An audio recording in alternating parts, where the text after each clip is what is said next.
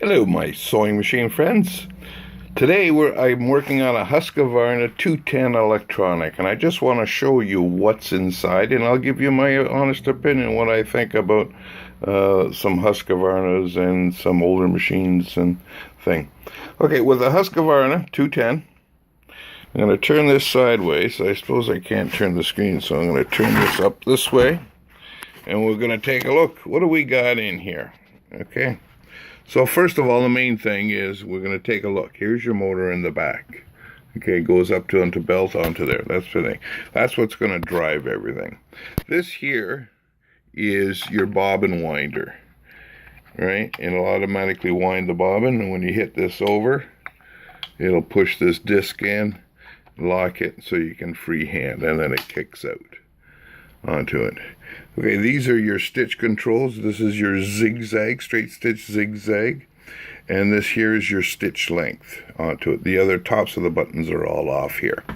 Then all those nice beautiful patterns are all developed from these eccentrics and these cams that are down here. Each one of them's a different cam, and we want a different stitch. It ends up moving on to the different stitch. Here's your main shaft here, and here is your take-up lever. And a take-up lever is what picks up the thread off when it starts pulling it up. Then what we have here is your tension disc, and you can adjust that.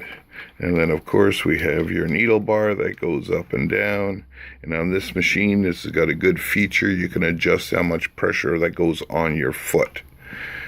Down here at the bottom, we've got our hook. This is what actually picks the thread off the needle. If I end up sewing it there, this little tiny hook point there goes around to the back of the needle that has a scarf, picks it up and brings it around, pulls it up, and then ready to do another stitch.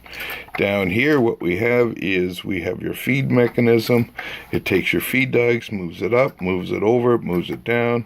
It's like a little square motion is what it ends up doing, and rotating it, and that's all controlled by these two cam gears here. Okay, so what do I think? Here's my honest opinion.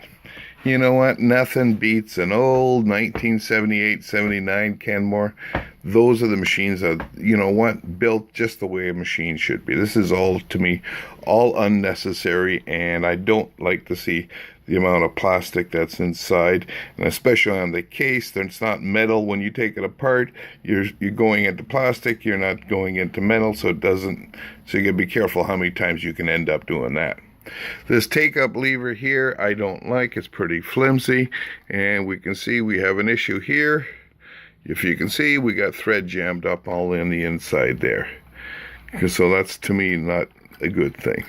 Needle bar, I like the really like the screw, the clamp system. It's going to hold the needle good, and the light. Okay, here's the problem that I got with this machine. I can tell you right now. I can take my finger and I can go back and forth, and I got all this play. I shouldn't have all this play. So now I got to sort out where that play is coming from and remove it. And if I take a look at my main drive gears here, they're pretty fine. That's one thing I do kind of like about this Husqvarna, is their main gears are a lot finer than the other ones. It gives you a little bit more precision. Okay, and then the back of the machine. Let's go back of the machine. Is okay, that's your take-up lever, and there's your bottom gear that goes down to there. And then you got your, of course, you got your motor. Then if you take a look on the inside, this is one thing I don't like. This is a pain in the butt. If you take a look here, you see that nice yellow up and dials and down here. That's all controlled by that little plastic slider there, which goes on to one of the gears there. Pain in the butt, unnecessary. I don't like it.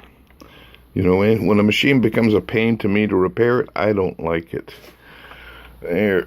And we're going to take this. I'm sorry about the shakiness, but we'll take it. So anyway, there's the Husqvarna 210. Once I get it up and going, I'll do a retake, and you can take a look at that.